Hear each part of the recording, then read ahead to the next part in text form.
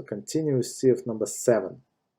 Excrement which is so dry that rolling it causes it to crumble is no longer retains the halachic status of excrement, but is considered to be dust, like dust, as long as this does not mean a foul odor. So basically, it's if it's dry up and you're somewhere outside and it does not smell, so you don't have to distance yourself 4 amos, so you can stand like with your back to it, of course.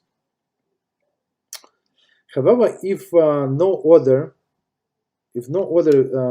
because it's froze due to the cold, since it can still return to original state, like for example right now, when the warmer weather comes, it is still remain the status of the excrement.